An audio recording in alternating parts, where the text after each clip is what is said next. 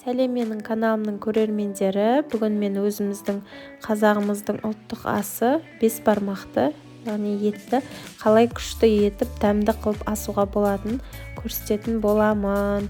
Видеоны аяғына дейін қарап подписаться етуді ұмытпаңыз.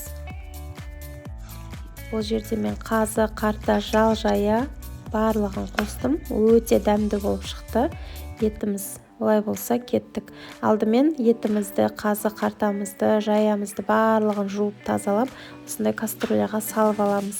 Сөйтіп үстіне мұздай суды құятын боламыз. Мұздай суды құйғаннан кейін астын қатты қойып, бетіне еттің көбігі жиналғанша күтетін боламыз.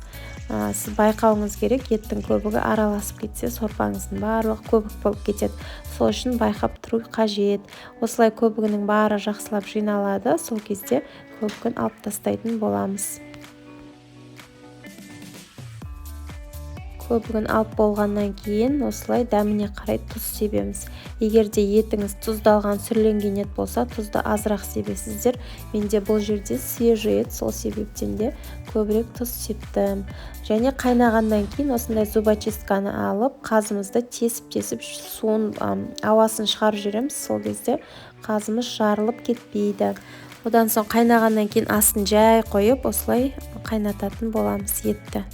Жақсылап қайнап уже пісуіне бір жарты сағат, бір сағат қалған кезде сәбізін салып жібереміз. Одан кейін картошкасын саламыз. Сөйтіп бірге пісіріп аламыз. Мына жерде мен уже қамырын алып, осылай подливкасын құйып. Етім күшті болып, жұмсақ болып пісті, өте дәмді болып шықты. Мына жерде етті турап жатырмын. Астауымызға салып, қазір қонақтарыма ұсынатын боламын. Осылай сразу турап апарамын. Өйткені сразу қонақтарымыз алып жей беретіндей етіп, сразу кухнядан дайындап турап апарамын. Достар, сосын еттің тұздығын, подливасын жасаған кезде пиязды жұқылап турап, үстіне болгарский перец, помидор қосып жібереміз. Қайнап жатқан кастрюлямыздың бетінен майын сүзіп, сол жаңағы подливамызға құятын боламыз, тұздығымызға. Сол кезде тұздығымыз дәмді болады.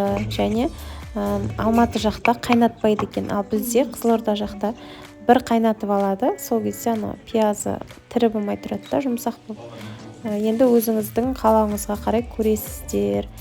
Пиязы қатты болып тұрғанын қаласаңыздар, қайнатпай, просто ыстық сорпаны құйып қоясыздар, болды. Тұздығымыз дайын болады.